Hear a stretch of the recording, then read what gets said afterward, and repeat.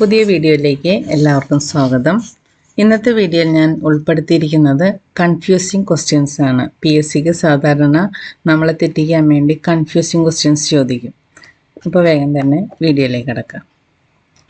അമർജ്യോതി സ്ഥിതി ചെയ്യുന്നത് എവിടെ? അമർജ്യോതി സ്ഥിതി ചെയ്യുന്നത് അമൃതസറിലാണ്. അമർജ്യോതി അമൃതസർ. അമർ ജവാൻ ജ്യോതി സ്ഥിതി ചെയ്യുന്നത് ഇന്ത്യ ഗേറ്റ്. അപ്പോൾ അമർ ജ്യോതി സ്ഥിതി ചെയ്യുന്നത് അമൃതസറിലെ, അമർ ജവാൻ ജ്യോതി സ്ഥിതി ചെയ്യുന്നത് ഇന്ത്യ ഗേറ്റ്. ലോകത്തിലെ ആദ്യ നിയമദാതാവ് ഹമ്മുറാബി. ലോകത്തിലെ ആദ്യ നിയമദാതാവ് ആരാണ്? ഹമ്മുറാബി. ഇന്ത്യയിലെ ആദ്യ നിയമദാതാവ് മനു. ആധുനിക ഇന്ത്യയിലെ നിയമദാതാവ് ഡോക്ടർ BR അംബേദ്കർ. അപ്പോൾ ലോകത്തിലെ ആദ്യ നിയമദാതാവ് ഹമ്മുറാബി, ഇന്ത്യയിലെ ആദ്യ നിയമദാതാവ് മനു, ആധുനിക ഇന്ത്യയിലെ നിയമദാതാവ് BR അംബേദ്കർ. പഴങ്ങളുടെ രാജാവ് മാമ്പഴം, സ്വർഗീയ ഫലം കൈതച്ചക്ക, സ്വർഗത്തിലെ ആപ്പിൾ വാഴപ്പഴം. സിഖ് സാമ്രാജ്യ സ്ഥാപകൻ മഹാരാജ രഞ്ജിത് സിംഗ്. സിഖ് മതസ്ഥാപകൻ ഗുരുനാനക്ക്. അപ്പോൾ അത് പ്രത്യേകം പഠിക്കണം. സിഖ് സാമ്രാജ്യ സ്ഥാപകൻ മഹാരാജ രഞ്ജിത് സിംഗ്, സിഖ് മതസ്ഥാപകൻ ഗുരുനാനക്ക്. കുത്തബ് മീനാറിൻ്റെ പണി ആരംഭിച്ചത് കുത്തബ്ദീൻ ഐബക്കാണ്. എന്നാൽ അത് പൂർത്തീകരിക്കാൻ അദ്ദേഹത്തിന് കഴിഞ്ഞില്ല. പൂർത്തീകരിച്ചത് ഇൽത്തുമിഷാണ്. കുത്തബ് മീനാറിൻ്റെ പണി പൂർത്തീകരിച്ചത് ഇൽത്തുമിഷ്. രക്തചംക്രമണ വ്യവസ്ഥ കണ്ടുപിടിച്ചത് വില്യം ഹാർവി. രക്തഗ്രൂപ്പ് കണ്ടുപിടിച്ചത് കോൾ സ്റ്റെയ്നർ. രക്തചംക്രമണ വ്യവസ്ഥ കണ്ടുപിടിച്ചത് വില്യം ഹാർവി. രക്തഗ്രൂപ്പ് കണ്ടുപിടിച്ചത് കോൾ സ്റ്റെയ്നർ. തലശ്ശേരി കോട്ട നിർമ്മിച്ചത് ബ്രിട്ടീഷുകാർ. എന്നാൽ കണ്ണൂർ കോട്ട നിർമ്മിച്ചത് പോർച്ചുഗീസുകാർ. ഹരിത വിപ്ലവത്തിൻ്റെ പിതാവ് എന്നറിയപ്പെടുന്നത് നോർമൻ ബോർലാൻ. എന്നാൽ ഇന്ത്യൻ ഹരിത വിപ്ലവത്തിൻ്റെ പിതാവ് എന്നറിയപ്പെടുന്ന ഡോക്ടർ MS സ്വാമിനാഥൻ. അപ്പോൾ ഹരിത വിപ്ലവത്തിൻ്റെ പിതാവെന്ന് വെറുതെ ചോദിച്ചാൽ അത് നോർമൻ ബോർലാക്കാണ്. ഓപ്ഷനിൽ ഡോക്ടർ MS സ്വാമിനാഥനും ഉണ്ടാവും. എന്നാൽ ഇന്ത്യൻ എന്ന് പ്രത്യേകം ചോദിച്ചിട്ടുണ്ടെങ്കിൽ മാത്രമേ ഡോക്ടർ MS സ്വാമിനാഥന് എഴുതാൻ പാടുള്ളൂ. ഭൗമ ഉപരിതലത്തിൽ കൂടുതലുള്ള മൂലകമാണ് ഓക്സിജൻ. ഭൗമ അന്തരീക്ഷത്തിൽ കൂടുതലുള്ള മൂലകം നൈട്രജൻ. തെറ്റിപ്പോകാതെ പഠിക്കണം. എന്നാൽ പ്രപഞ്ചത്തിൽ കൂടുതലുള്ള മൂലകം ഹൈഡ്രജൻ. ഒന്നുകൂടിയും പറയാം. ഭൗമ ഉപരിതലത്തിൽ കൂടുതലുള്ള മൂലകം ഓക്സിജൻ. ഭൂമിയുടെ ഉപരിതലത്തിൽ, എന്നാൽ ഓക്സിജൻ ഉണ്ടെങ്കിലല്ലേ നമുക്ക് ജീവിക്കാൻ പറ്റുള്ളൂ. അതാലോചിച്ചാൽ മതി. ഭൂമിയുടെ ഉപരിതലത്തിൽ ആണല്ലോ മനുഷ്യനും ജീവികളും ജന്തുക്കളൊക്കെ ജീവിക്കണേ.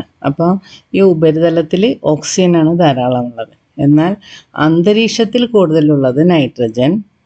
പ്രപഞ്ചം എന്ന് പറഞ്ഞാൽ മൊത്തത്തിൽ ഉള്ളത്, സൂര്യൻ, ചന്ദ്രൻ എല്ലാം അടങ്ങുന്നത് പ്രപഞ്ചം.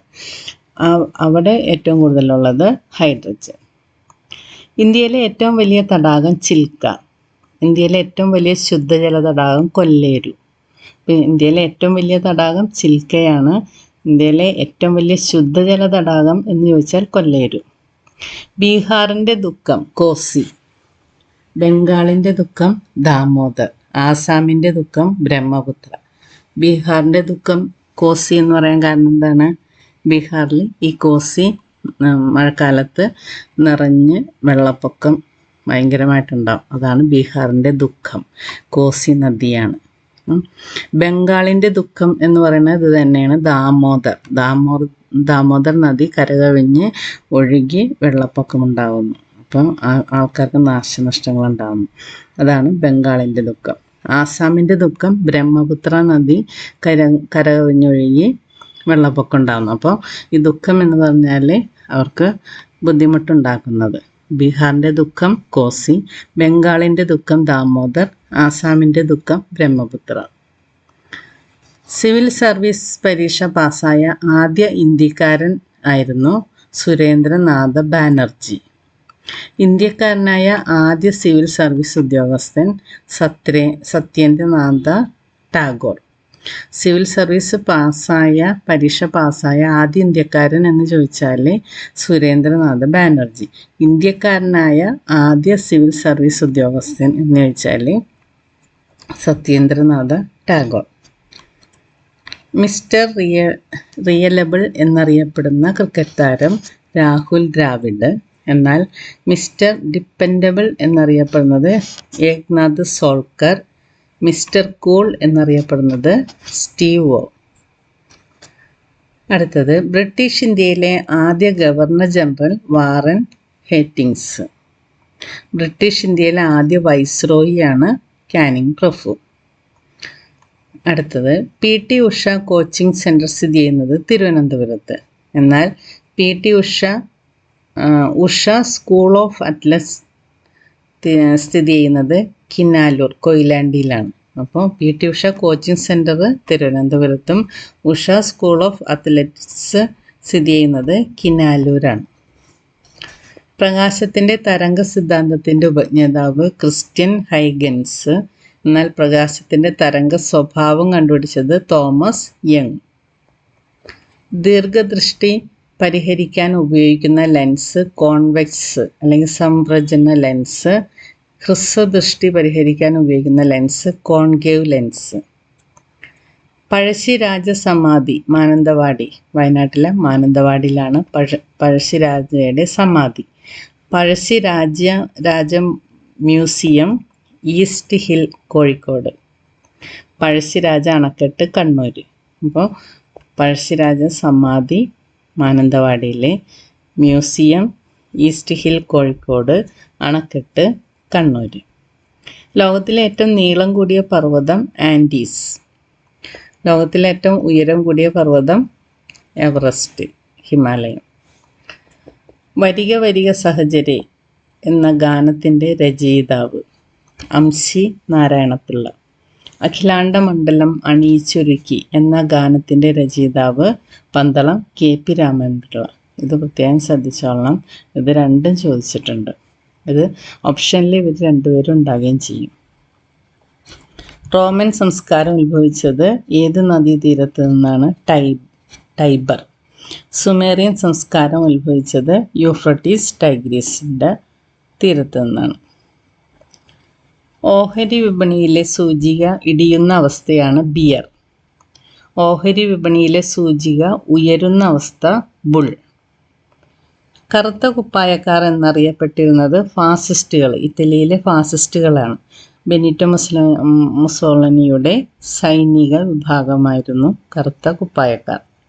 എന്നാൽ തവിട്ട് കുപ്പായക്കാർ എന്നറിയപ്പെടുന്നത് നാസികളിലെ ഒരു സേനാ വിഭാഗം, ഹിറ്റ്ലറുടെ സൈനിക വിഭാഗം. സുവർണ കുപ്പായക്കാർ എന്നറിയപ്പെടുന്ന മെക്സിക്കോയിലെ ഫാസിസ്റ്റ് സംഘടനയാണ് സുവർണ കുപ്പായക്കാർ എന്ന് അറിയപ്പെടുന്നത്. ഡൈനാമോ കണ്ടുപിടിച്ചത് മൈക്കൽ ഫാരഡെ. ഡൈനാമിറ്റ് കണ്ടുപിടിച്ചത് ആൽഫ്രഡ് നോബൽ. ഓർമ്മയുടെ ഓളങ്ങൾ എഴുതിയത് ജി ശങ്കരക്കുറുപ്പ്. ഓർമ്മയുടെ തീരങ്ങളിൽ എഴുതിയത് തകഴി ശിവശങ്കരപ്പിള്ള. ഓർമ്മയുടെ അറകൾ എഴുതിയത് വൈക്കം മുഹമ്മദ് ബഷീർ. ഗാന്ധിജി ദക്ഷിണാഫ്രിക്കയിൽ നിന്നും ഇന്ത്യയിലേക്ക് തിരിച്ച വർഷം 1914 തിരിച്ചത്. ഗാന്ധിജി ദക്ഷിണാഫ്രിക്കയിൽ നിന്നും ഇന്ത്യയിൽ തിരിച്ചെത്തിയ വർഷം 1915 ജനുവരി 9. ഏതെങ്കിലും ഒരു ഇന്ത്യൻ സംസ്ഥാനത്തെ ഗവർണർ പദവി വഹിച്ച ആദ്യ മലയാളി വി.പി. മേനോൻ. കേരള ഗവർണറായ ആദ്യ Malayali V. Viswanathan. Kerala police training college സ്ഥിതി ചെയ്യുന്നത് തിരുവനന്തപുരത്ത്.